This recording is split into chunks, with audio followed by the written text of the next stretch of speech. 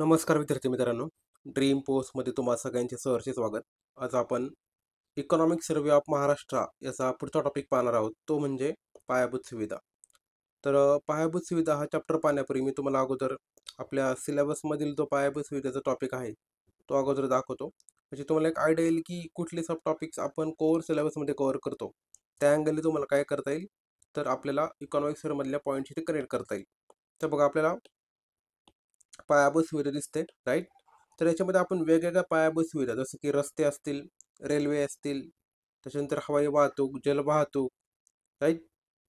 त्याचबरोबर इतर जसं की मग त्याच्यामध्ये गृहनिर्माण, दूरचित्रवाणी, रेडिओ, इंटरनेट यासारख्या गोष्टी.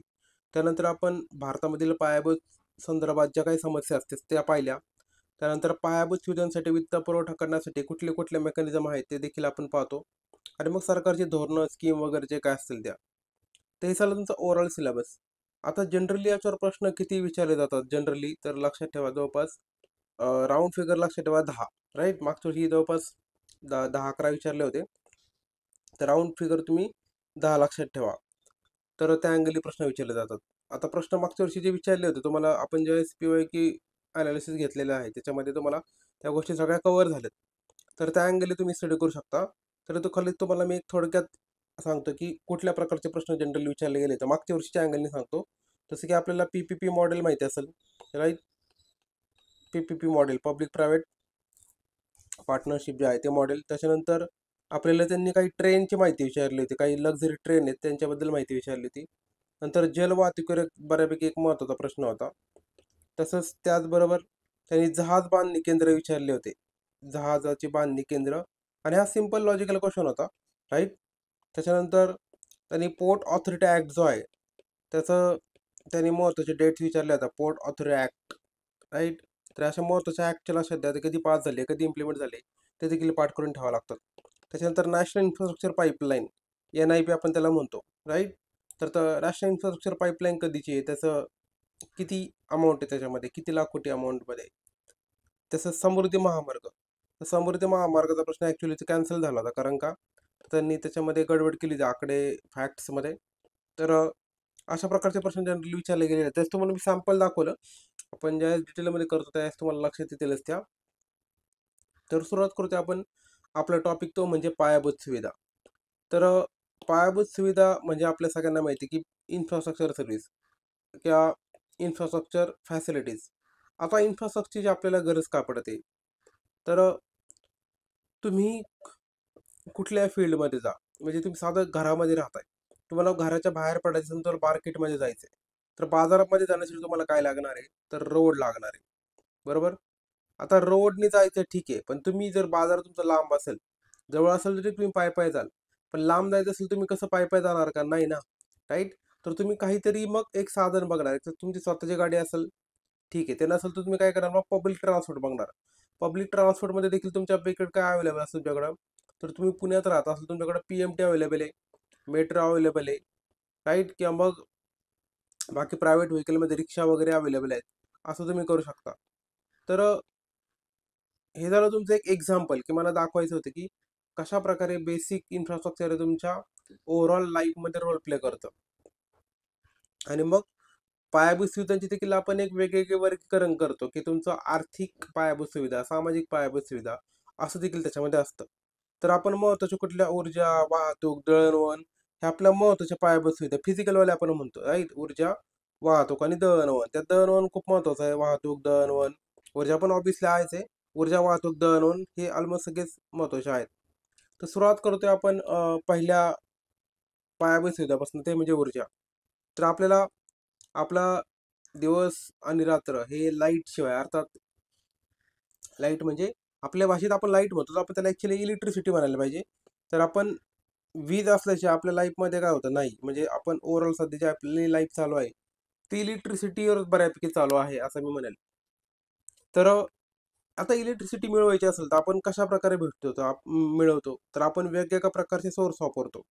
म्हणजे पारंपरिक म्हणा, अपारंपरिक, त्याद्वारे आपण ऊर्जेची निर्मिती करतो आणि ते मग ते डिस्ट्रीब्युशन करून ते वापरत असतो. तर सरकारचं काय धोरण आहे, की सगळ्यांना एक अफोर्डेबल म्हणजे किफायतशीर, विश्वासार्ह, शाश्वत आणि आधुनिक ऊर्जा उपलब्ध करून देणे हे शाश्वत विकासाचं आपलं ध्येय आहे माहिती आहे. तुम्हाला सस्टेनेबल डेव्हलपमेंट गोल माहिती असेल, SDG. तर 2015ला आलेले गोल्स आहेत, 2030 पर्यंत अचीव करायचे आहेत. तर त्याच्यामध्ये आपले टार्गेट्स आहेत बघा, की आपल्याला लोकांना काय करायचंय, तर वीज द्यायची article sorry SDG goal number किती ते 7 लक्षात ठेवा. राईट. तर लोकांना किफायतशीर, विश्वासार्ह, शाश्वत आणि आधुनिक ऊर्जा उपलब्ध करून द्यायची, हे त्यांचं एक महत्वाचं धोरण आहे SDGचं. आता भारतामध्ये विजेची स्थापित क्षमता किती आपण किती कॅपॅसिटी आपल्याकडे इन्स्टॉल आहे, तर जर 24च्या आकड्यावर विचार केला तर सध्या आपली स्थापित क्षमता जर महाराष्ट्रामध्ये आहे ना, ती जवळपास 38,217 मेगावॅट आहे. किती? 38,217 मेगावॅट. आणि त्यामध्ये सगळ्यात जास्त वाटा कोणाचा आहे, तर खाजगी क्षेत्राचा. खाजगी क्षेत्राचा किती वाटा आहे, तर जवळपास 7.4% एवढा वाटा आहे. आणि सार्वजनिक क्षेत्राचा किती आहे, तर 34.5%. म्हणजे वरचे जे राहतात तुमचे बऱ्यापैकी ते PPP प्रोजेक्टनुसार राहतात. राईट. जवळपास राऊंड फिगर 5% ही PPP प्रोजेक्टवर राहतात. आणि ह्या टोटलपैकी जर आपण विचार केला, म्हणजे बघा 2 अँगल आपल्याला पाहिजे. म्हणजे 100% दोन आपण पार्ट करू शकतो. एक आहे आपण कशानुसार, तर मालकीनुसार, म्हणजे मालकीनुसार तुम्हाला सांगितले की खाजगीचा जास्त वाटा आहे. आणि दुसरा प्रकार तुमचा तो कुठल्या प्रकारचा आपण फ्युएल त्यासाठी वापरतोय, म्हणजे इंधन कुठलं वापरतोय. तर आपल्याकडे इंधनाच्या बाबतीत सांगायचं झालं तर आपल्याकडे औष्णिक जे आहे ना, हे याच्यापैकी सगळ्यात जास्त आहे, लक्षात ठेवा. औष्णिकपासून आपण सगळ्यात जास्त ऊर्जा निर्माण करतो. तर किती आहे त्याचं प्रमाण ते देखील पाठ करून त्या 52.5%. राईट. म्हणजे खाजगीमध्ये सांगितलं तर 60% तुम्हाला सांगितलं होतं मी. आणि औष्णिकमध्ये म्हटलं तर 52.5%. आता तुम्हाला याला जर राऊंड फिगर करत असाल तर तुम्ही 60-50 असं काहीतरी करू शकता. पण एवढं पण राऊंड फिगर करू नका, कारण एक्झाममध्ये जर अशी डिटेल एक्झाम तुम्हाला जर आकडेवारी विचारली तर ती तुम्हाला माहित पाहिजे. आता बघा, वीज निर्मितीच्या स्थापित क्षमतेमध्ये राज्य हे गुजरात नंबर 2ऱ्या क्रमांकावर आहे. म्हणजे तर टोटल 100% एवढी भारताची इन्स्टॉल कॅपॅसिटी असेल, त्यापैकी जर आपण विचार केला तर पहिला रँक कोणाचा लागतो, तर गुजरातचा. ठीक आहे. आणि महाराष्ट्राचा क्रमांक किती लागतोय, तर 2रा क्रमांक लागतोय, लक्षात ठेवा. तसंच आपण जर एकूण स्थापित क्षमतेमध्ये विचार जर केला तर नवीकरणीय क्षमतेचा नवीकरणीय जी ऊर्जा जी आहे तिचा शेअर मात्र वाढलेला आहे. किती वाढलाय मागच्या 5 वर्षामध्ये, तो 23.8%वरनं 32.1%वर गेलाय. म्हणजे जवळपास 10%ने वाढलाय गेल्या 5 वर्षामध्ये. राऊंड फिगर लक्षात जवळपास 10%ने वाढलाय. तसंच खाजगी क्षेत्राची जी काही एकूण स्थापित क्षमता आहे त्याच्यामध्ये नवीकरणीय ची जी ऊर्जा आहे त्याचाच वाटा जवळपास 51.5% आहे. त्यानंतर देशामध्ये आपण जर नवीकरणीय ऊर्जा स्रोतांद्वारे जे वीज निर्मितीचा विचार केला तर त्या बाबतीमध्ये देशामध्ये राज्याचा क्रमांक किती लागतो, तो 6वा लागतो. ठीक आहे. तर हे महत्वाचे फॅक्ट्स पाठ करून ठेवा. आणि 2022-23 मध्ये वीज वापरामध्ये मात्र राज्याचा एकदा जगामध्ये नाही तर भारतामध्ये सांगतोय मी, देशात सर्वाधिक होता, कारण आपण भारताचं आणि महाराष्ट्राचं कंपॅरिझन करतोय. तर वीज वापरामध्ये 2022-23 मध्ये महाराष्ट्र हे पहिल्या क्रमांकावर होतं, त्याचे सर्वाधिक होता 12.3% होता. म्हणजे समजा 100% वीज आपण वापरत असेल त्यापैकी सगळ्यात जास्त आपण कोण वापरते, महाराष्ट्र 12.3% वापरते, असं लक्षात ठेवा एक्झाम्पल घेऊन. ठीक आहे. तर ही आकडेवारी खूप महत्वाची होती, हे तुम्हाला पाठच करायची आहे. जर इन केस विचारले रँकिंग वगैरे तर तुम्हाला माहित पाहिजे. आता तुम्हाला या ठिकाणी पुढच्या चार्टमध्ये काय दिलंय, तर स्रोतानुसार त्याची स्थापित क्षमता दिली. म्हणजे तुम्हाला मगाशी मी सांगितलं होतं की औद्योगिकचा पहिला क्रमांक लागतोय. तर आपल्याला काही केंद्राकडनं देखील वीज भेटते. तर आपण काही स्वतः तयार करतो. तर औष्णिकचा वाटा सगळ्यात आहे त्याच्यामध्ये. किती 24 मध्ये त्याचं ते काही एवढं पाठ करायची गरज नाही. मेगावॅट मध्ये सांगायचं झालं तर किती. तर तुम्हाला एक राउंड फिगर राहायचं असतं की जवळपास 52.5% औष्णिकपासून येते. सगळ्यात एक वाटा औष्णिकचा आहे. आणि मग बाकी हळूहळू राहिले जसं की नवीकरणीय यांचा 2रा क्रमांक आहे. नंतर जलजन्य याचा 3रा क्रमांक आहे. नैसर्गिक वायुजन्य 4था क्रमांक आहे. असं तुम्ही करू शकता. ठीक आहे. थर्मल, त्याच्यानंतर रिन्युएबल एनर्जी, नंतर हायड्रो, जलजन्य म्हणजे हायड्रो, आणि नैसर्गिक वायू म्हणजे नॅचरल गॅस. TRH ना सगळ्यात जर तुम्हाला ते शॉर्टमध्ये बनवता येईल. आता याच्यानंतर पुढचा टॉपिक आपण पाहूया. तर वीज निर्मिती आपण पाहतो की त्याच्यामध्ये कशा प्रकारे कोणाकोणाचा वाटा किती आहे. तसं तुम्हाला सांगितलं की मी खाजगी क्षेत्राचा वाटा सगळ्यात जास्त आहे. ठीक आहे. तर त्याच्यानंतर सार्वजनिक क्षेत्र आणि त्यानंतर मग PPP. तर हे 23-24ची आकडेवारी या ठिकाणी दिलेली आहे की वीज निर्मितीमध्ये कोणाकोणाचा वाटा जास्त आहे. ठीक आहे. आता त्यानंतर बघा, तुम्हाला मी सेक्टर वाईज देखील सांगितलं होतं की औष्णिकचा किती आहे, नवीकरणीयचं किती आहे आणि इतर स्रोतांद्वारे किती आहे 23-24 मध्ये. तर एकूण जर विचार केला तर औष्णिकचा 76.1% वाटा आहे, नवीकरणीयचा 17.5% आहे आणि इतर स्रोतांचा वाटा 6.4% आहे. आता बघा, वर तुम्हाला मी काय आकडेवारी सांगितली होती, राईट? तर याच्यामध्ये आपण चेक करूया.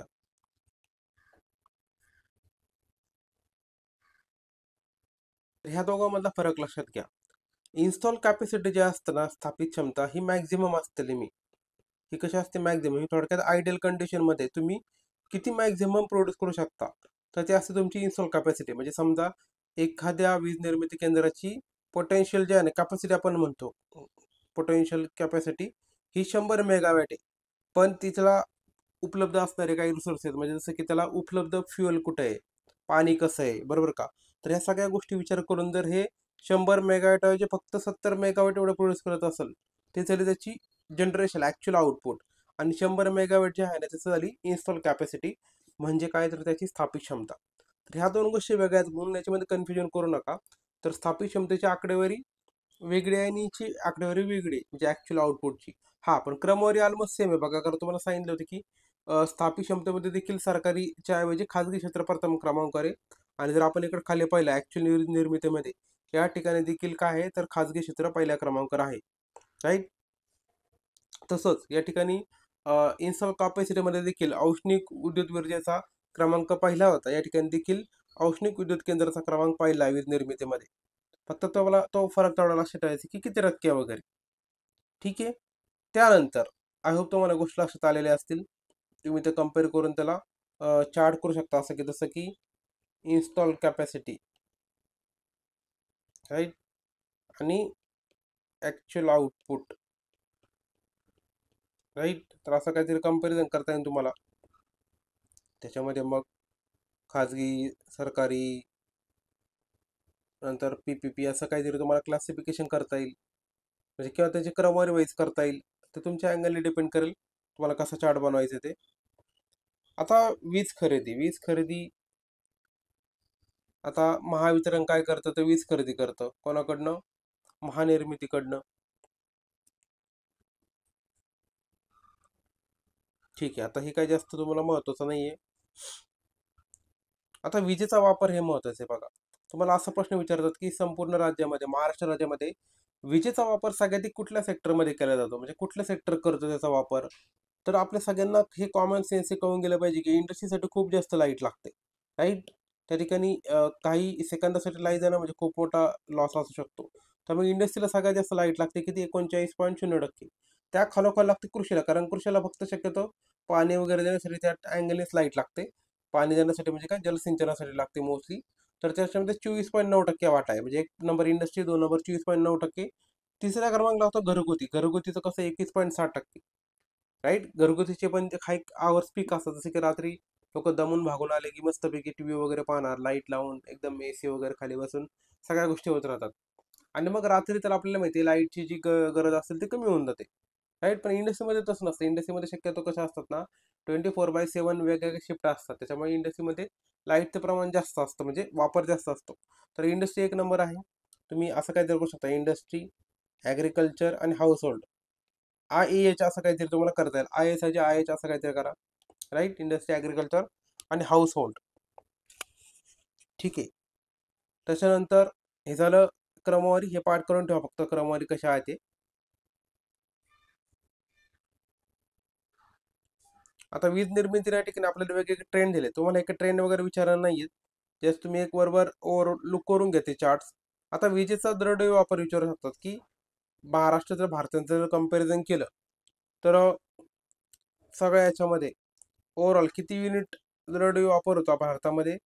तर 2300 आकडे जर आपण पाहिले, 22-23 आकड्यानुसार 916 युनिट एवढं दरडोई विजेचा वापर होतो आपल्याकडे, राईट? विजेचा दरडोई अंतिम वापर किती होते? 916 एवढे युनिट. आणि तेच महाराष्ट्रामध्ये जास्त आहे किती?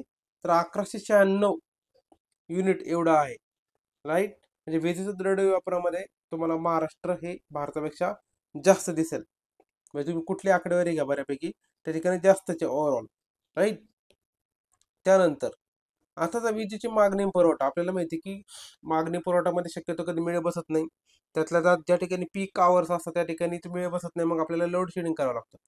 तर वीज पारेषण आणि वितरण संबंधी काही पायाभूत सुविधांचे जाळे आपण उभारलेत. तर त्याच्यामध्ये आपण काय केलं जातं, तर अति उच्च दाब उपकेंद्राचं आधुनिकीकरण करायचं. त्याच्यानंतर जे काही फॉल्टी मीटर असेल ते बदलायचे. तसंच अत्याधिक भार असलेल्या उच्च व कमी दाबाच्या वाहिन्यावरील भार अतिरिक्त रोहित्रीपुरवून कमी करायचं आणि नवीन उपकेंद्र उभारायचे कार्यान्वित करायचे. अशा महत्त्वाच्या गोष्टी ते काय करत असतात, तर ते करत असतात. त्यानंतर आता तुम्हाला या ठिकाणी चार्ट जो दिले ते काही जास्त डिटेलमध्ये करायची गरज नाही, किंवा मी चेस केलं की एकदा ओव्हरलोक करून घ्या, बाकी स्किप केलं तरी चालेल. हा, आता महापारेषणची तुम्हाला विचारू शकतात की नेमकं काय किती लॉस होता महापारेषणला. तर महापारेषणची 2022-23 आणि 21-22 आणि 22-23 मध्ये हानी किती होती ट्रान्समिशनची, तर 3.19% आणि 3.26% एवढी हानी होती महापारेषणची. कशाच्या बाबतीमध्ये?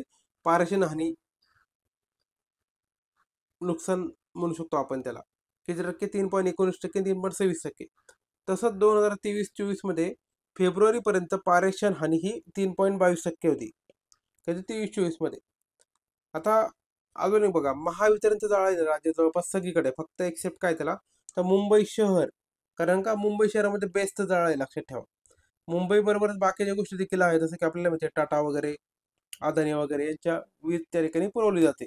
तर टाटा पॉवर आणि अदानी इलेक्ट्रिसिटी यांची काय केली जाते, वीज मुंबई उपनगरामध्ये प्रोव्हाइड केली जाते.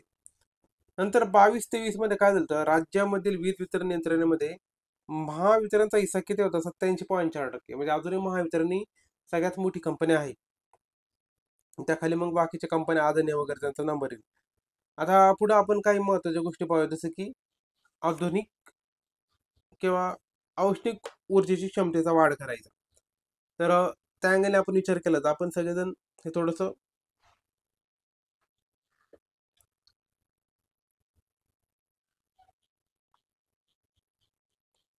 औष्णिक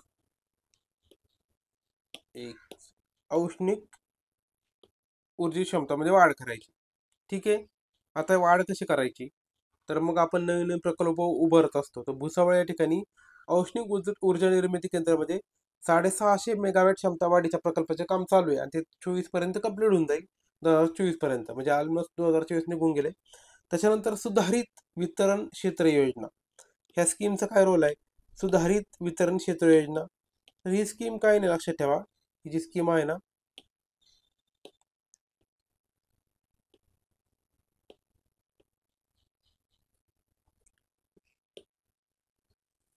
सुधारित वितरण क्षेत्र योजना, याच्यामध्ये काय केलंय सरकारने, तर तांत्रिक आणि वाणिज्यिक हानी कमी करायची. कसली हानी कमी करायची? तर तांत्रिक आणि वाणिज्यिक हानी, राईट. कशामध्ये?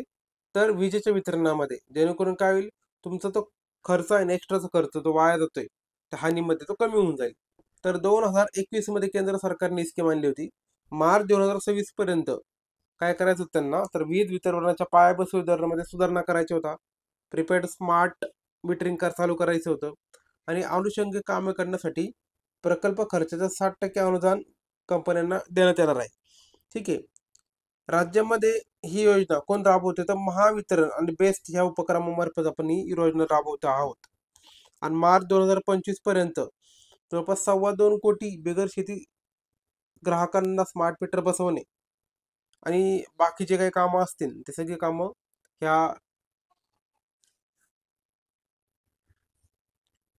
याच्यामुळे शक्य झालेलं आहे. तर मार्च 2025 पर्यंत किती? 2.25 कोटी बिगर शेती ग्राहकांना स्मार्ट मीटर बसवणे, बाकीच्या गोष्टी तुम्ही निवांत वाचू शकता. पण हे महत्त्वाचं होतं की सुधारित वितरण क्षेत्र योजनेमध्ये नेमकं काय आहे, तर तुम्हाला 2026 पर्यंत काही टार्गेट दिलेले आहे, बरोबर का? तर मग त्या ठिकाणी विशिष्ट प्रकारचं अनुदान ते वितरण कंपन्यात देण्यात येणार आहे. किती टक्के? 60% अनुदान. आणि अशी ही योजना कोणामार्फत राबवली जात आहे, तर महावितरण आणि बेस्ट यांच्या मार्फत. तसंच आपण नियामक उपाययोजना पाहून त्याचे रेट्स पाहूया. तर विद्युत अधिनियम बरोबर का? हे आपल्याला माहिती इलेक्ट्रिसिटी ऍक्ट 2003चा कायदा आहे. तर त्यानुसार महाराष्ट्र राज्य वीज नियामक मंडळ किंवा महाराष्ट्र राज्य वीज नियामक आयोगास वीज दर नियमनांतर्गत वीज दराच्या सुसूत्रीकरणासाठी उपाययोजना राबवायची, आर्थिक व्यवस्थापन, त्याच्यानंतर ऊर्जा क्षेत्रामध्ये सुधारणा करणे, या सगळ्या गोष्टी करणं अनिवार्य आहे, म्हणजे काय कंपल्सरी आहे. तसंच महाराष्ट्र वीज नियामक आयोगाने मागच्या 5 वर्षामध्ये म्हणजे 20 ते 25 या कालावधीमध्ये वितरण कंपन्यांसाठी जो काही दर आहे तो फिक्स करण्यासाठी बहुवार्षिक दर नियमन 2019 हे सूचीत केलेलं आहे.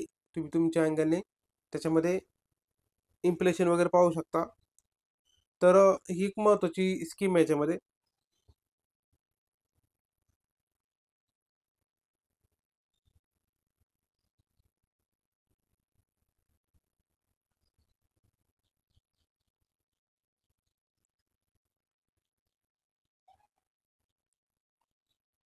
तर बघा आपण पाहतो की नियामक उपाययोजना आणि वीज दर.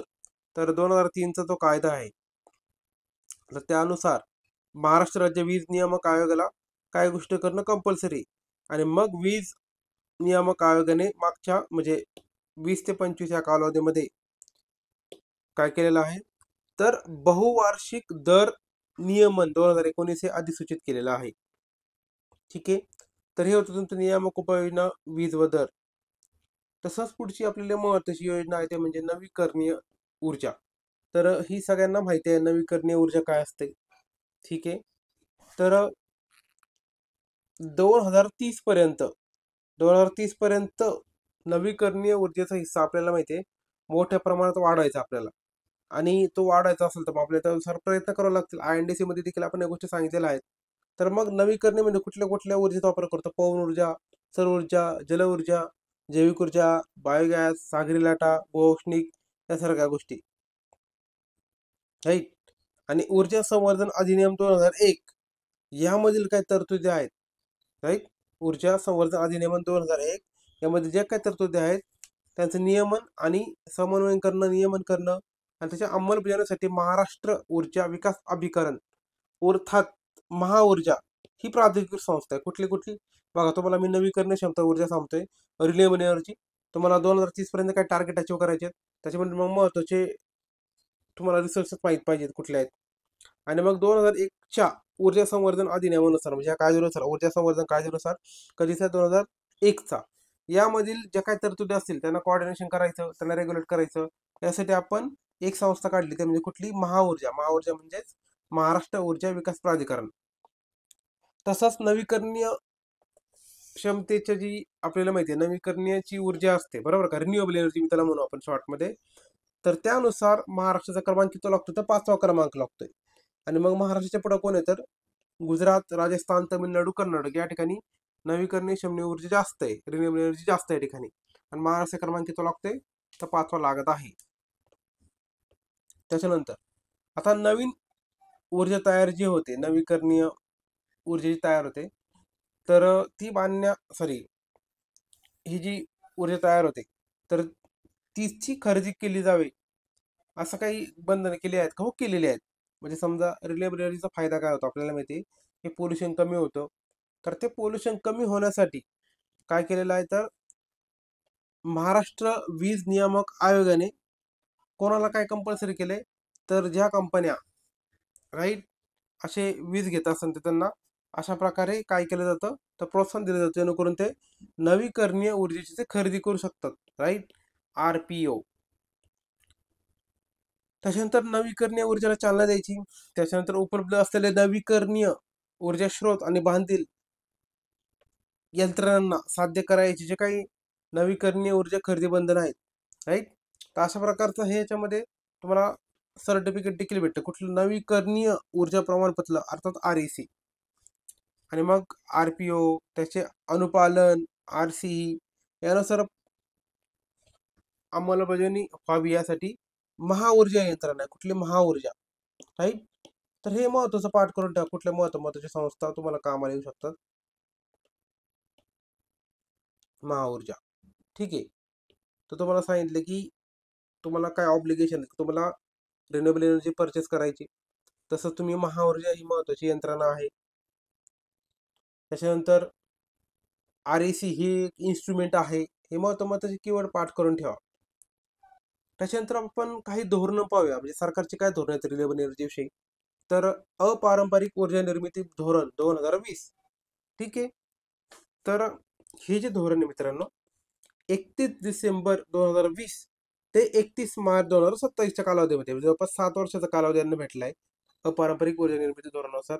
आणि या धोरणांतर्गत 17,385 मेगावॉट क्षमतेचे प्रकल्प उभारायचे. आपल्याला किती? 17,785 एवढे आपल्याला त्या ठिकाणी मेगावॉट क्षमतेचे प्रकल्प उभारायचे आहेत. नंतर त्याच्यामध्ये दोन महत्त्वाच्या गोष्टी म्हणजे पारेषण संलग्न प्रकल्प आणि पारेषण विरहित प्रकल्प. हे काय जास्त महत्त्वाचं वाटत नाही मला. चलो, जर पुढचा कृषी पंप वीज जोडणी धोरण 2020, हे देखील 2020चं धोरण आहे. तर राज्य शासनाने काय केलंय, 1 एप्रिल 2018 नंतर शुल्क भरून वीज जोडणीकरिता प्रलंबित असणारे जे काही कृषी पंप आहेत त्यांच्यासाठी कृषी पंप जोडणी धोरण 2020 हे देखील आपण जाहीर केलेलं आहे. ठीक आहे. एक महत्वाचं पाऊल आहे. याच्यावर पुढे जाऊन तुम्हाला कोण गेलं असेल की अजून अजून थोडंसं पुढे गेले की आपल्याला याच्यावर प्रश्न देखील दिसेल 2023च्या राज्यसेवामध्ये. तर कृषी पंप वीज जोडणी धोरण 2020 आहे, तुम्हाला आता सांगितलं की त्याच्यामध्ये मग कृषी पंप वीज जोडणी धोरण 2020 हे जाहीर केले. याच्यामध्ये पारंपरिक पद्धतीने तसंच सौर ऊर्जेद्वारे कृषी पंपांना वीज जोडणी करायची, नंतर हानी जी होती ती कमी करायची आणि वितरण प्रणालीचा पुरेपूर वापर होण्याच्या दृष्टीने आपण काय करत आहोत, दारिद्र्य बसवत आहोत. राईट. तर हे महत्त्वाच्या गोष्टी याच्यामध्ये समाविष्ट केलेल्या आहेत. आणि या अंतर्गत 2023 पर्यंत एकूण किती कृषी पंप जोडण्यात देण्यात आलेले आहेत, तर जवळपास 3 lakh, round figure 3 lakh, exact म्हटलं की 3.08 लाख एवढा कृषी जोडण्यात देण्यात आलेला आहे 2023 पर्यंत. नंतर पुढची स्कीम आहे ते म्हणजे महाराष्ट्र राज्य हायड्रोजन धोरण 2023. ठीक आहे. तर 2030 पर्यंत आपण काय टार्गेट ठेवलंय की दरवर्षी किमान 500 किलो टन हरित हायड्रोजनची उत्पादन क्षमता निर्माण करायची. राज्याला हरित हायड्रोजन आणि त्याच्या तत्सम उत्पादनामध्ये अग्रेसर बनवायचं. नंतर उद्योगामध्येच डिकार्बनायझेशनला चालना द्यायची. या सगळ्या गोष्टी त्याच्यामध्ये तुम्हाला अधिवेशनामध्ये पाहायला भेटतील. तर पुढचा आपला टॉपिक येतो म्हणजे महाराष्ट्र हरित हायड्रोजन धोरण 2023. राईट. तेच आपण आता पाहत होतो की 2030 पर्यंत प्रतिवर्षी किमान 500 किलो टन सोनं, सॉरी, दरवर्षी 500 किलो टन हरित हायड्रोजनची उत्पादन क्षमता वाढवायची आहे, असं त्याचं महत्त्वाचं दृष्टी आहे. आणि त्या दृष्टीने काय करायचं, त्यांना प्रिपेअर करायचंय. महाराष्ट्र राज्य हरित हायड्रोजन धोरण पुन्हा सांगतो, 2030 पर्यंत प्रतिवर्षी 500 किलो टन एवढं आपल्याला हरित हायड्रोजनची क्षमता निर्माण करायची आहे. किती? 500 किलो टन. हे महत्वाचं फॅक्ट आहे. आणि मग आपण काय करत आहोत त्या ठिकाणी, वेगवेगळ्या प्रकारचे धोरणं राबवत आहोत, ते आपण आताच पाहिलं जस्ट.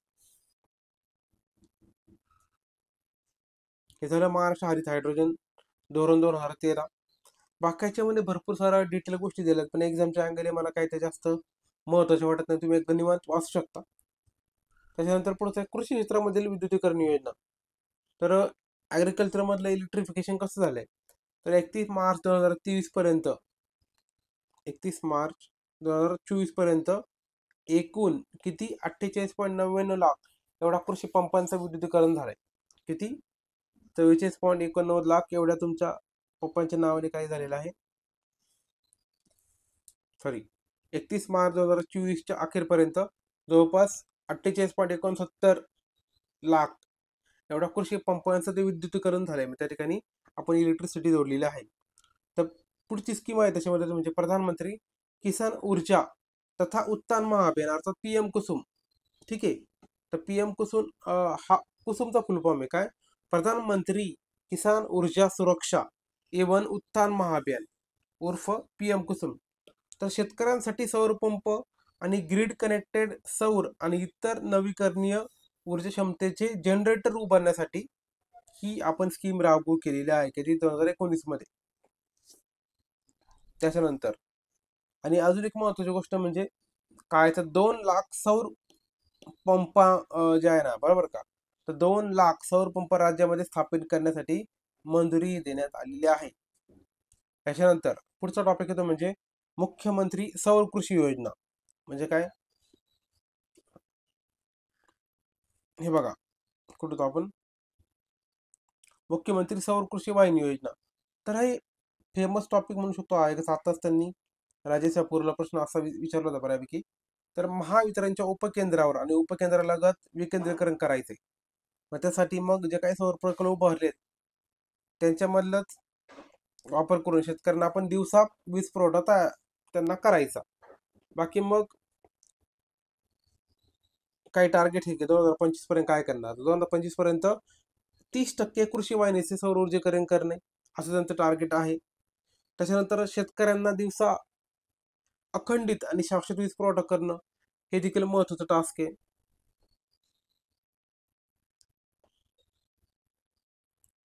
आणि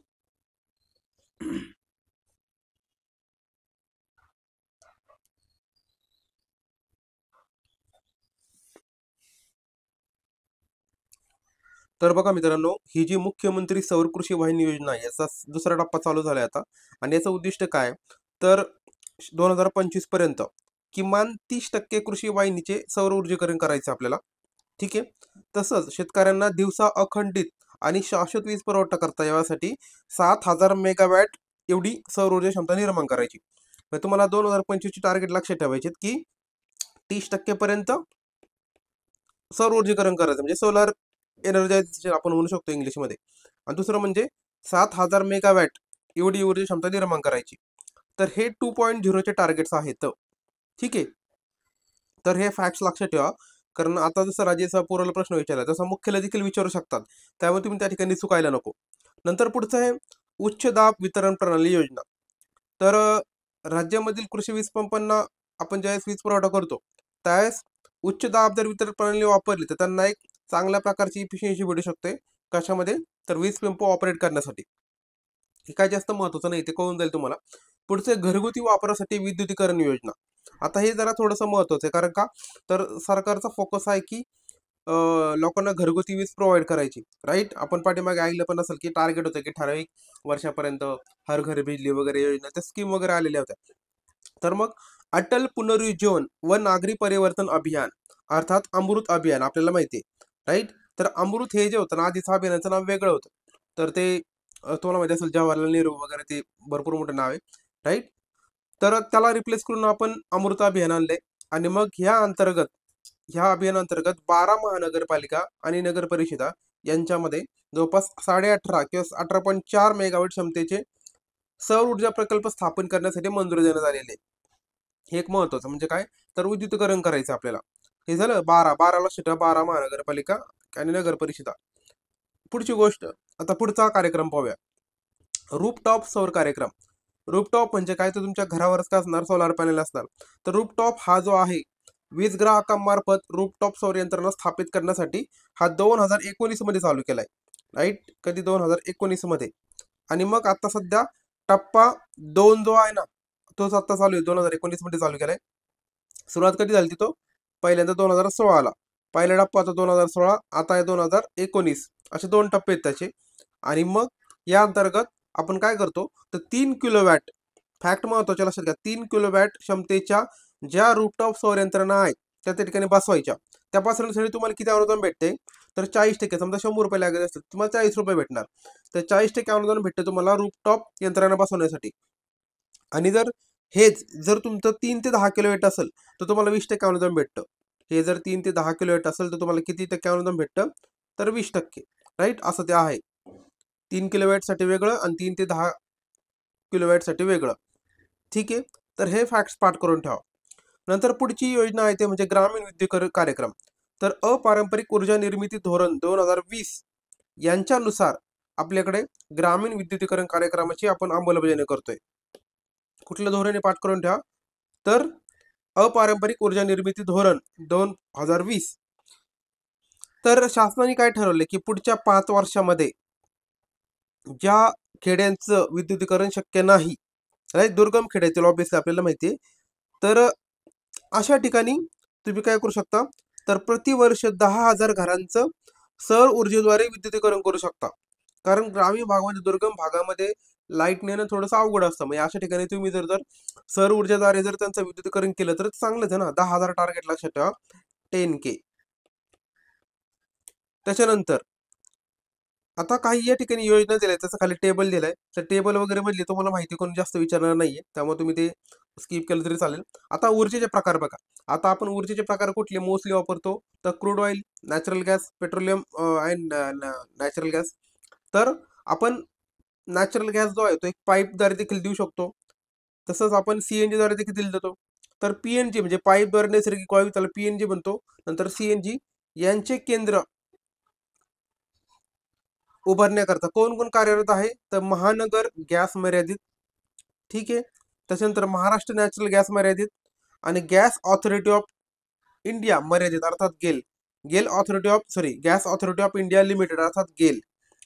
तर ह्या संस्था, ह्या यंत्रणा राज्यामध्ये कार्यरत आहेत. कुठल्या कुठल्या? महानगर गॅस मर्यादित, महाराष्ट्र नॅचरल गॅस आणि गॅस ऑथॉरिटी ऑफ इंडिया, अशा 3 संस्था ह्या कार्यरत आहेत. त्याच्यानंतर पेट्रोलियम उत्पादनांचा वापर. तर ओव्हरऑल जर भारतामध्ये आपण विचार केला तर पेट्रोलियम उत्पादनांच्या वापरामध्ये सगळ्यात पहिला क्रमांक कोणाचा? गुजरातचा 9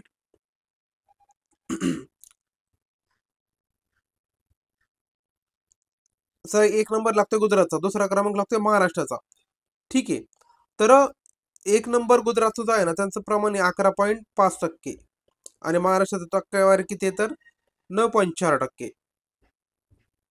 ठीक आहे. तर तेवढं लक्षात ठेवा. गुजरात हे 11.5%, 9.4% आहे महाराष्ट्र आणि महाराष्ट्राचा दुसरा क्रमांक आहे. त्यानंतर पेट्रोलियम उत्पादन झाले, नंतर आपण खाली येऊया. आता प्रधानमंत्री उज्ज्वला योजना. तर महिलांना आपल्याला काय करायचं? सक्षमीकरण करायचंय. त्यांना आपल्याला माहितीये, जर आपण त्यांना चांगल्या प्रकारचं इंधन दिलं तर त्यांना इंधनासाठी बाहेर कुठे भटकायची गरज पडणार नाही. त्यांना एक म्हणू शकतो आपण त्याचं सेल्फ एस्टीम देखील वाढेल. त्यांना पोल्युशन फेस करायची गरज पडणार नाही. तर अशा भरपूर साऱ्या उद्दिष्टांना समोर ठेवून पंतप्रधान किंवा प्रधानमंत्री उज्ज्वला योजना आणलेली आहे. तर 2016-17 पासून 3 वर्षांच्या कालावधीसाठी 5 कोटी महिलांना त्यांनी गॅस कनेक्शन देण्यासाठी योजना आणली होती. किती? 5 कोटी. पण नंतर ती वाढवली. तर 31 मार्च 2024 पर्यंत जवळपास 52.1 लाख एवढी एलपीजी जोडणी प्रदान केली तर राज्यामध्ये, बरं का. भारतामध्ये 5 कोटी, मी राज्याची गोष्ट सांगतोय. म्हणजे टोटल 5 कोटीपैकी राज्यामध्ये जवळपास किती गेलेत? 52 लाख गेलेत. विचार करा मग. आणि मग केंद्र शासनाने काय केलं? मग पुढे जाऊन 2021 मध्ये दुसरी योजना आणली. तीच म्हणजे त्याचं दुसरं व्हर्जन आणलं, ते म्हणजे 2.0. आता 2.0 मध्ये काय होतं?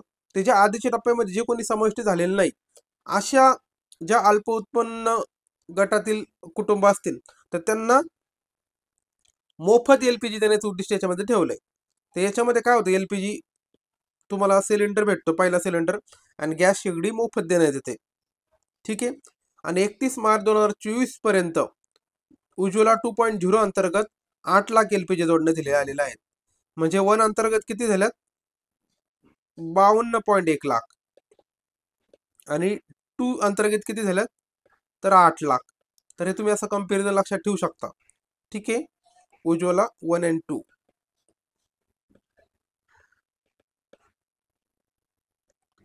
ठीक आहे.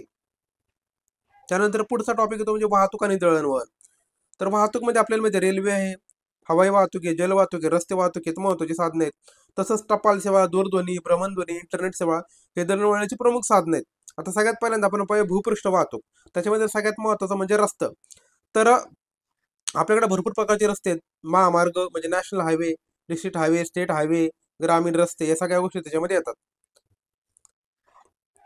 तर बघा, आता रस्ते विकास आराखडा 2021 मधील निर्धारित लक्ष 3.37 लाख किलोमीटर लांबीच्या तुलनेत 2023 पर्यंत आपलं 3.25 लाख एवढे किलोमीटर लक्ष साध्य झाले.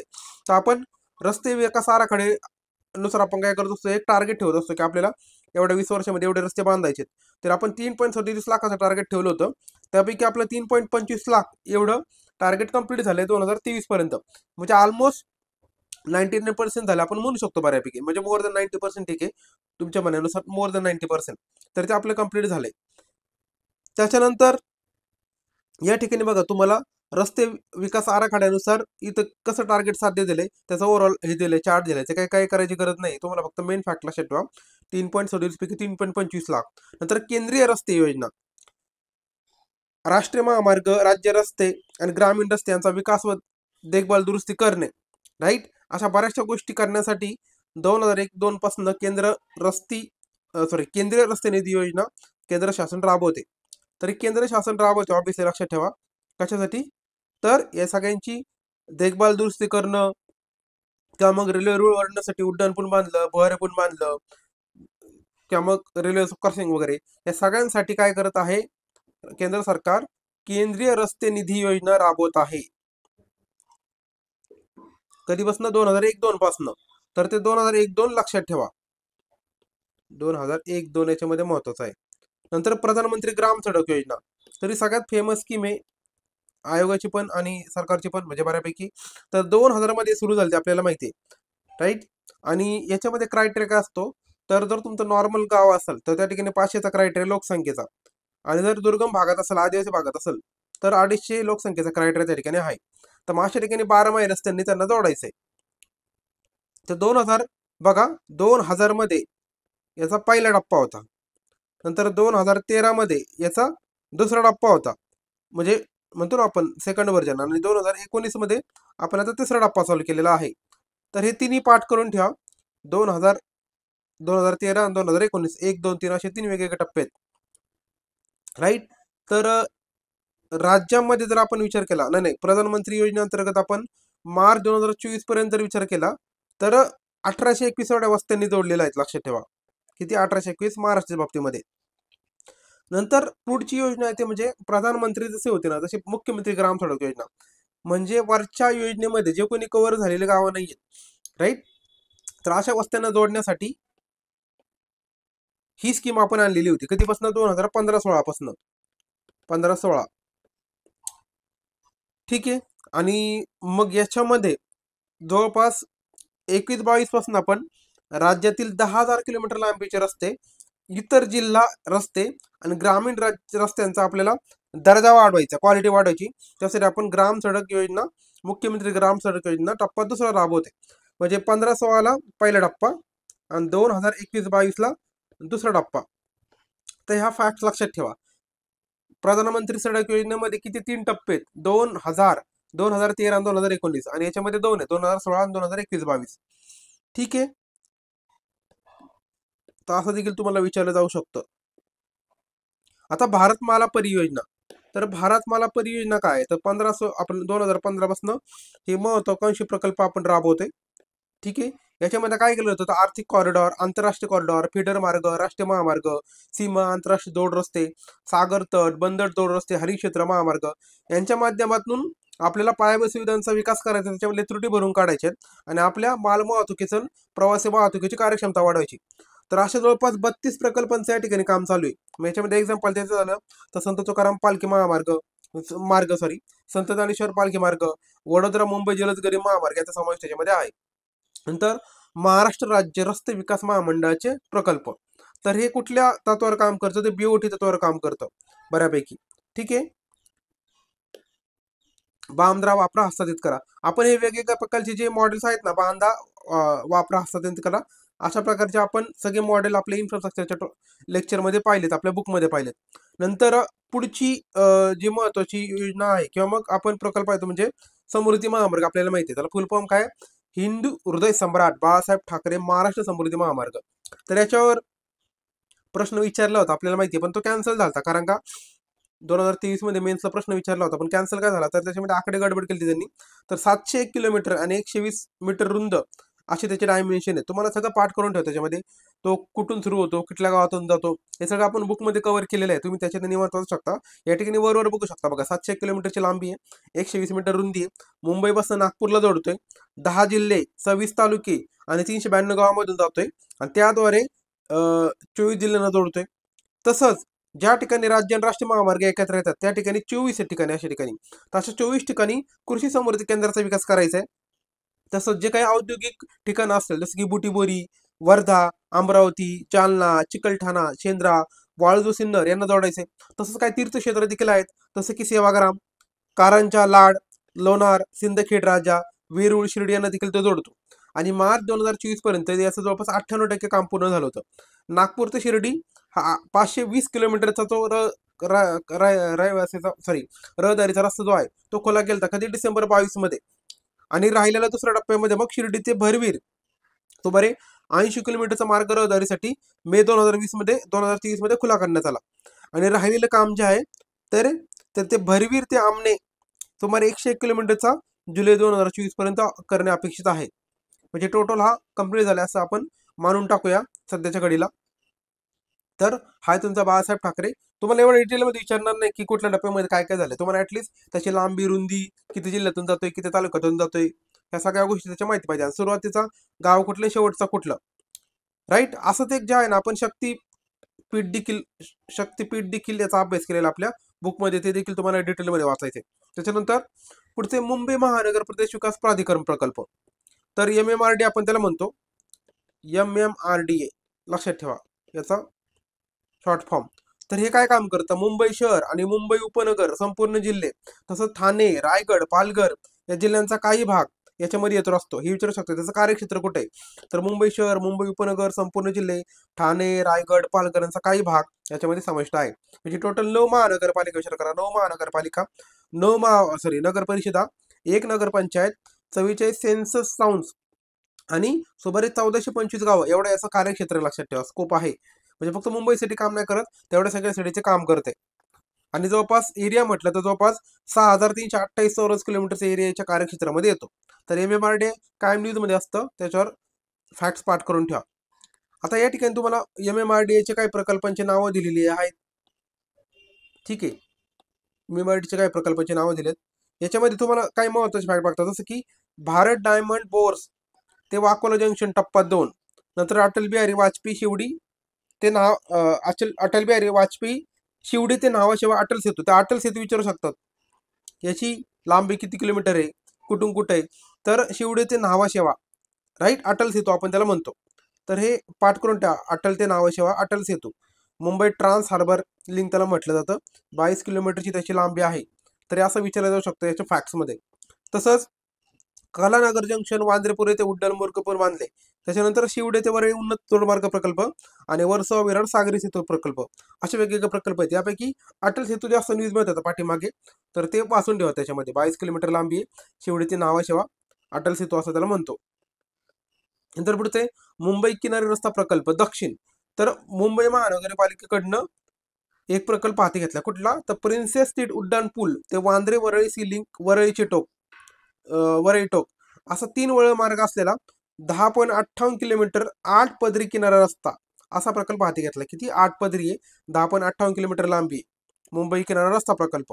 याच्यामध्ये मॉडर्न टेक्नॉलॉजी वापरणार आहेत. त्याच्यामध्ये बोगद्याचा देखील समावेश आहे. किती, तर 3.45 किलोमीटरचा बोगदा आहे त्याच्यामध्ये समुद्रामध्ये भराव टाकून जवळपास 70 हेक्टर क्षेत्र हरितपट्टा आणि मनोरंजन सुविधेसाठी राखीव ठेवण्यात आलेले आहे. त्याच्यामध्ये 4 भूमीत पार्किंग देखील आहेत. आणि या प्रकल्पामधील दक्षिणेकडील एक रोड जो आहे ना, तो बिंदू माधव ठाकरे चौक पासून ते मरीन ड्राईव्ह मार्ग हा 2024 मध्ये खुला करण्यात आलेला आहे. तर महत्वाचं लक्षात ठेवा, 8 पदरी आहे, 10.58 किलोमीटर लांबी आहे, त्याच्यामध्ये बोगदा आहे दुहेरी 3.85 किलोमीटरचा. हे महत्वाचे फॅक्ट्स पाठ करून ठेवा. आणि प्रिन्सेस स्ट्रीट उड्डाण पूल ते वांद्रे वरळी सी लिंकची वरळी टोक असा तो ओव्हरऑल मार्ग आहे, 3 वळण मार्ग. नंतर पुढचं आहे सार्वजनिक प्रवासी रस्ते वाहतूक सुविधा. तर सगळ्यांना आपल्या आवडणारी म्हणजे लालपरी, तर MSRTC Maharashtra state road transport corporation, right. तर मराठीमध्ये त्याला मापम आपण त्याला म्हणतो. हे काय करतं, तर तालुका आणि महत्वाच्या वाहतूक केंद्राच्या ठिकाणी असलेल्या ठिकाणी काय करतं, बस सेवा प्रोव्हाइड करतं. तर बाकी ते काय काम करतं, तर आपल्याला माहिती पास देखील प्रोव्हाइड करतं, यात्रेसाठी देखील गाड्या सोडतं. अशा भरपूर सुविधा त्याद्वारे दिल्या जातात.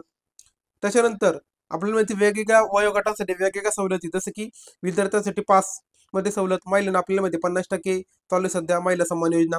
नंतर वरिष्ठ नागरिक 65 वर्षीय वयांना आपण भाडे सवलत देतो. रुग्ण असतील, स्वातंत्र्य सैनिक असतील, या सगळ्यांना वेगवेगळ्या प्रकारच्या आपण सवलती देत असतो. तसंच महिला सन्मान योजना कधी चालू झाली तर पाठ करून ठेवा, मार्च 2023 पासून सुरू झालेली आहे. आणि याच्यामध्ये तिकिटामध्ये 50% सवलत भेटते. याच्यामुळे एसटीचा रेव्हेन्यू देखील वाढला, कारण का जास्तीत जास्त महिला आता एसटीला प्रेफरन्स द्यायला लागल्या, कारण 50% त्या ठिकाणी सवलत आहे. याच्यामध्ये शहरी वाहतूक म्हणून नाही, लक्षात पीएमटीला सवलत नाहीये, फक्त ग्रामीण भागातली एसटी. नंतर मरापमतर्फे माल वाहतूक वाहतूक देखील यांनी 2020 पासून सुरू केलेली आहे. कधी? मे 2020 पासून माल वाहतूक सुरू केलेली आहे. फक्त डेट पाठ करून ठेवा, मे 2020 पासून. नंतर शहरी सार्वजनिक प्रवासी वाहतूक, आपल्याला माहिती पीएमटी वगैरे सगळ्या गोष्टी कुठे कुठे आहेत. तर बघा, रत्नागिरी, सांगली, मिरज या शहरामध्ये आहे मध्ये अंतर्गत वाहतूक. बृहन्मुंबई मध्ये आपल्याला माहिती बेस्टच्या बस आहेत. पुणे पिंपरी चिंचवडमध्ये PMPL आहे. आणि उर्वरित 14 शहरांमध्ये संबंधित महानगरपालिका का नगरपालिका या अंतर्गत सेवा सुविधा प्रोव्हाइड करत असतात आपल्याला. त्याच्यानंतर पुढचे मोटार वाहन, राईट. तर मोटार व्हेकल, तर आपल्याकडे सध्या किती टोटल व्हेकल आहेत? तर जवळपास 4.5 कोटी एवढी आपल्याकडे मोटार वाहनाची संख्या आहे. आणि मागच्या वर्षी तुलनेमध्ये ती 5.5% वाढली, जवळपास 5.8%, राईट. त्याच्यानंतर आपल्याकडे सरासरी किती किलोमीटर आहे बघा, वाहनांची प्रति किलोमीटर सरासरी संख्या किती?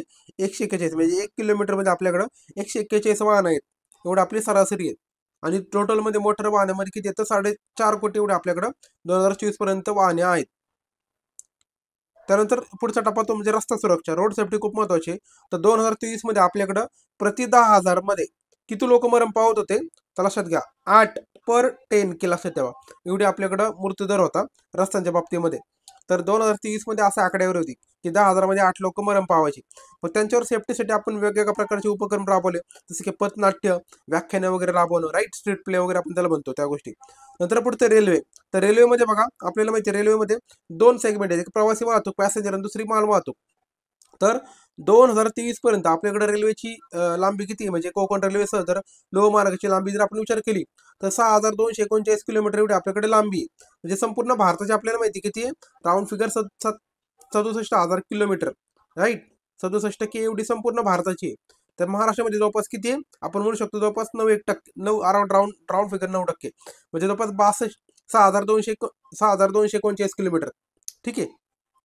बघा, या ठिकाणी टक्केवारी देखील दिली, मी राऊंड फिगर मारलं होतं, आपली टक्केवारी बरोबर आहे 9.1%. तर तेवढं आहे. त्यानंतर पुढचे मुंबई उपनगर रेल्वे म्हणजे काय? तर मुंबईमध्ये असणाऱ्या लोकल. तर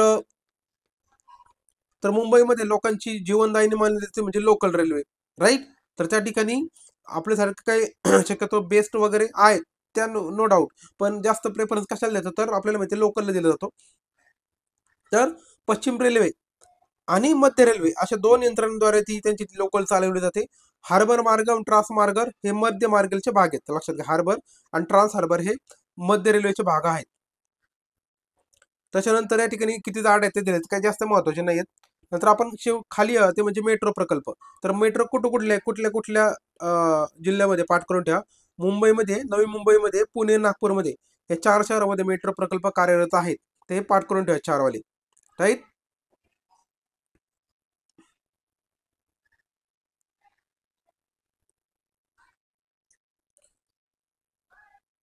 त्याच्यानंतर खाली नवी मुंबई मेट्रो रेल्वे प्रकल्प. तर नवी मुंबई प्रकल्प कुठला आहे मेट्रोवाला? तर 11 स्थानके असलेला, सिडको मार्फत CBD बेलापूर ते पेंधर हा 11 स्थानके असलेला प्रकल्प आपण विकसित करतोय. कुठून कुठे? CBD बेलापूर पासून ते पेंधर नवी मुंबई मेट्रो रेल्वे 1 हा 11 स्थानक असलेला प्रकल्प आपण उभारतोय. आणि तो कधीपासून कार्यान्वित केल्यात आलेला आहे? तर 2023 पासून, नोव्हेंबर 2023 पासून तो कार्यान्वित केलाय. तसं नवी मुंबईचा आहे तसं नागपूर मेट्रो रेल्वे प्रकल्प. तर हा जवळपास टप्पा 1 मध्ये ना 40 किलोमीटरची लांबी टोटल मेट्रोची, आणि याच्यामध्ये 38 रेल्वे स्थानकांचा समावेश आहे. ठीक आहे. नंतर पुढचा आहे पुणे मेट्रो प्रकल्प. तर पुणेमध्ये लक्षात घ्या 2 कॉरिडॉर आहेत. एक कॉरिडॉर कुठला पहिला? तर पिंपरी चिंचवड ते स्वारगेट पर्पल लाईन. ठीक आहे. जवळपास 17.5 किलोमीटरचा लांबीचा आहे. आणि दुसरा कॉरिडॉर 2 जो आहे ना, एक कॉरिडॉर आपण पहिला पिंपरी चिंचवड ते स्वारगेट, दुसरा आहे तो वनाज ते रामवाडी ॲक्वा लाईन. हा जवळपास 15.5 किलोमीटर 15.75 किलोमीटर लांबीचा प्रकल्प आहे. असे 2 आहेत. म्हणजे पहिला जो आला आहे ना तो उन्नत देखील आहे आणि भुयारी देखील आहे, आणि दुसरा जो आहे तो पूर्णपणे उन्नत आहे. असे 2 याच्यामध्ये आहेत, 1 आणि 2. तर लांबी पाठ करून ठेवा. जवळपास ऑलमोस्ट थोडाफार 2-1 किलोमीटरचा फरक पडतोय, ऑलमोस्ट जवळपास सिमिलर आहे. ठीक आहे. नंतर पुढचे Mumbai Ahmedabad high speed railway. आपल्याला माहिती आहे की 2015 मध्ये आपण हाय स्पीड रेल्वेला आपण मंजुरी दिलेली आहे, बॉम्बे ते अहमदाबाद, मुंबई ते अहमदाबाद. याच्यामध्ये खर्च किती येणार? जवळपास 1 लाख कोटी रुपये. ठीक आहे. नंतर पुढचं बघा, जलवाहतूक. जलवाहतुकीसाठी आपण महाराष्ट्र सागरी विकास धोरण 2023, राईट, हे राबवत आहेत आणि त्याच्यामध्ये आपण 2023 पासून राबवतो ते ऑगस्ट पासून. तर याच्यामध्ये आपण काय केले, हे जे धोरण आहे ना महाराष्ट्र सागरी विकास धोरण, हे राज्याचे आपले जे औद्योगिक धोरण आहे तसे जे आपण कम्पॅटेबल ठेवलेले आहेत. आणि मग याच्यामध्ये लहान मोठे आणि बघा, लहान, लघु, लहान, मध्यम, मोठे, विशाल असं बंदरांचं वर्गीकरण केलंय. आणि बंदरांच्या कराराचा मॅक्झिमम कालावधी आपण किती केलाय, तर 90 वर्ष केलाय. त्याच्यानंतर या धोरणाअंतर्गत जे काही सवलती देण्यात येतात त्या जुन्या कामासाठी की आपण लागू ठेवल्यात. तसंच प्रवासी वाहतूक, किनारी पर्यटनाला चालना देण्यासाठी आपण प्रवासी आणि बंदर कर याच्यामध्ये सूट देण्यात येत आहेत. तशा वेगवेगळ्या फॅसिलिटीच्या मध्ये देण्यात येतात. हे काही पाठ करायची गरज नाही. आता मोठी बंदरं बघा, राज्यामध्ये मोठी बंदरं 2 आहेत. कुठली, तर मुंबई आणि JNPT. लक्षात ठेवा, 2 पाठ करून ठेवा, मुंबई आणि JNPT. मागच्या वर्षी बघा त्यांनी जहाज बांधणी केंद्र विचारली होती, तसं ते महत्वाची बंदरं देखील विचारू शकतात. तर महत्वाची बंदरं कुठली, मुंबई आणि JNPT. छोटी मोठी भरपूर आहे तशी आपल्याकडे. नंतर लहान बंदरं बघा किती, तर 48 आहेत टोटल. म्हणजे मेनवाली किती, 2, आणि छोटी मोठी किती, तर 48. लक्षात ठेवा, ठीक आहे. त्याच्यानंतर सागरमाला कार्यक्रम. तर सागरमाला कार्यक्रमाचा पर्पज काय, तर बंदरामुळे विकास करायचा आपल्याला, स्थानिक विकास बंदरांच्या माध्यमातून करायचा. तर किमान पायाभूत सुविधा द्यायच्या. तसंच बाकी मग आयात निर्यातीवरचा खर्च कमी करायचा आहे. हे एक महत्त्वाचा उद्देश आहे. मग बंदराचं आधुनिकीकरण करतात, नवीन बंदराचा विकास करायचा केला जातो, बंदरांची जोडणी करायची, औद्योगिकीकरण करायचं, सामाजिक विकास करायचा. ह्या सगळ्या गोष्टींचा याच्यामध्ये समावेश आहे सागरमाला कार्यक्रम. ठीक आहे. त्याच्यानंतर हे सागरमाला कार्यक्रम ऑलरेडी आपण बुकमध्ये घेतले. बाकी जे काय फॅक्ट्स वगैरे असतील तर त्याच्यामध्ये आपण कव्हर केलेले आहेतच. नवीन पुढचे भाऊचा धक्का. तर नवीन भाऊचा धक्का कुठे आहे, नवीन भाऊचा धक्का मुंबई मांडवा बंदर, ठीक आहे. नंतर रायगड जिल्ह्यामधील आगरदांडा, दिघी आणि भाईंदर, ठाणे, वसई, पालघर येथे रोरो सुविधा सुरू करण्यात आलेली आहे. कुठे कुठे रोरो सुविधा सुरू केलेली आहे, तर नवीन भाऊचा धक्का, मुंबई, मांडवा बंदर, हे तुम्हाला बघा हे सांगितलेत मी आपण अशा याच्यामध्ये. नंतर रायगड जिल्ह्यामधील आगरदांडा, दिघी आणि भाईंदर ते वसई असे वेगवेगळ्या रोरो सुविधा आपण चालू केलेल्या आहेत, राईट. त्याच्यानंतर मरीना. मरीना प्रकल्प काय आहे, तर मरीना प्रकल्पामध्ये काय केलं जातं, तर अनधिकृत किंवा अव्यवस्थितरित्या नांगरलेल्या बोटी असतात, त्याच्यामुळे मग त्या ठिकाणी ट्रॅफिक जमा होतं, लक्षात ठेवा, समुद्रामध्ये. मग अशा ठिकाणी त्यांना पार्किंग देण्यासाठी आपण मरीना प्रकल्प आणलाय. तर तीच बोटी नांगरण्याकरता नवीन मुंबईतील बेलापूर या ठिकाणी अशा पायाभूत सुविधा निर्माण केल्यात. कुठं, बेलापूर या ठिकाणी 30 बोटी नांगरण्यासाठी मरीना प्रकल्प आहे. नंतर पुढचे हवाई प्रकल्प, सॉरी हवाई वाहतूक. तर देशामध्ये जे काही टोटल विमानतळ आहेत त्यापैकी 13 देशांतर्गत विमानतळ लक्षात या राज्यामध्ये आहेत. देशामध्ये जेवढे विमानतळ आहेत त्यापैकी राज्यामध्ये देशांतर्गत विमानतळ किती आहेत, 13 आहेत. आणि 5 आंतरराष्ट्रीय विमानतळ आहेत राज्यामध्ये. तर 5 अधिक 13 हे पाठ करून ठेवा, 5 आंतरराष्ट्रीय, 13 हे देशांतर्गत आहेत. त्याच्यानंतर छत्रपती शिवाजी महाराज आंतरराष्ट्रीय विमानतळावर त्याच्यामध्ये खूप जास्त लोड येतोय. मग आपण एक नवीन विमानतळ उभारतो, लक्षात ठेवा, राईट. तर नवी मुंबई या ठिकाणी आपण नवीन विमानतळ उभारतोय PPP तत्वावर, आणि 4 टप्प्यामध्ये आपल्याला ते कंप्लीट करायचे. तर पहिल्या 2 टप्प्याची किंमत भरपूर आहे. आणि हे विमान लक्षात घ्या, विमानतळ वार्षिक 90 दशलक्ष एवढं ते प्रवासी हँडल करणार, आणि 2.5 दशलक्ष मेट्रिक टन माल वाहतूक एवढं ते हँडल करणार. 90 लाख प्रवासी आणि 2.5 लाख दशलक्ष मेट्रिक टन एवढे माल वाहतूक ते हँडल करणार आहेत. तर हे दुसरं विमानतळ होतं मुंबईला, नवीन मुंबई या ठिकाणी, राईट. त्याच्यानंतर पुढचे दळणवळण. दळणवळण आपल्याला माहिती की टपाल आहे, दूरध्वनी आहे, दृकश्राव्य आहे, माहिती दूरसंचार हे त्याचे प्रमुख घटक आहे. तर डिसेंबर 2023 पर्यंत आपल्याकडे दूरध्वनी जोडण्याची संख्या किती आहे, तर 50 लाख एवढं आपल्याकडं काय तर टेलिफोन आहेत. आणि प्रति लाख लोकसंख्येमागे दूरध्वनी आणि भ्रमणध्वनी, भ्रमणध्वनी म्हणजे काय, मोबाईल, तर याची टोटल संख्या किती आहे, तर दूरध्वनीची संख्या बघा, प्रति लाख लोकसंख्येमागं 3962 एवढे टेलिफोन आहेत. आणि जर मोबाईलची संख्या विचार केली तर 1619, म्हणजे लोकसंख्येपैकी जास्त लोकांकडे मोबाईल आहेत, लक्षात ठेवा, राईट. तर एवढे आपल्याकडे म्हणू शकतो की तेवढ्या प्रमाणात दूरध्वनी आहेत किंवा भ्रमणध्वनी आहेत. या ठिकाणी बघा तुम्हाला दाखवलं की कोणाचं जास्त सेवा पुरवठा, तर सगळ्यात जास्त कोणाचं वाटा आहे. तर भ्रमणध्वनीमध्ये आपण जर पाहिलं तर 22-23 मध्ये, 23-24ची आकडेवारी नको, कारण का ती थोडीशी अनस्टेबल आहे, त्याच्यात अपडेट होत राहतं. पण 22-23ची आकडेवारी आपल्याला भेटते. वोडाफोन यांचं प्रमाण जास्त आहे, किती तुम्हाला दिले, आकडेवारी पाठ करायची गरज नाही, पहिल्या क्रमांक आहे. बाकी मग सॉरी, वोडाफोनचा नाही तर रिलायन्स जिओचा पहिला क्रमांक आहे. त्यानंतर दुसरा आहे तुमचा कशाचा, तर वोडाफोनचा. पहिला आहे रिलायन्स जिओ, दुसरा आहे वोडाफोन, तिसरा आहे भारती एअरटेल, ठीक आहे. त्यानंतर प्लस ते नीट लिहितो मी.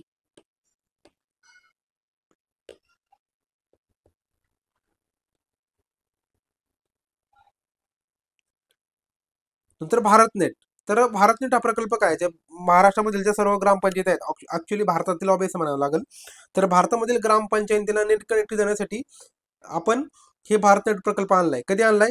तर 2011लाच आणला होता. त्याचं नाव वेगळं होतं, नॅशनल ऑप्टिकल फायबर नेटवर्क हा कार्यक्रम सुरू केला होता. आपण 2015 मध्ये त्याचं नामकरण केलंय. काय नामकरण केलं आपण त्याचं? तर बघा, भारतनेट असं नामकरण केलंय. म्हणजे 2011चा मूळ प्रकल्प आहे, 2015 मध्ये तर त्याचं नाव आपण चेंज केलेलं आहे, भारतनेट असं नाव केलेलं आहे. आणि भारत ब्रॉडबँड नेटवर्क लिमिटेड तर्फे भारतनेट टप्पा 1 राबवते. कोण राबवते नेटवर्क? BBNL, लक्षात घ्या. तर ही राबवणारी संस्था कुठली आहे? BBNL, लक्षात ठेवा. हे पहिला टप्पा राबवते. याच्यामध्ये किती ग्रामपंचायत जोडल्या गेल्यात? 15,000 जवळपास ग्रामपंचायत त्याच्यामध्ये राज्यामध्ये जोडल्या गेल्यात. आणि दुसरा टप्पा हा प्रोजेक्ट कोण राबवते? तर महाआयटी राबवते, लक्षात घ्या. दुसरा टप्पा कोण राबवते? बघा, पहिला टप्पा आणि दुसरा टप्पा याच्यामध्ये फरक आहे. तर दुसऱ्या टप्प्यामध्ये कोण काम करते? महाआयटी. आधी कोण राबवत होतं? BBNL.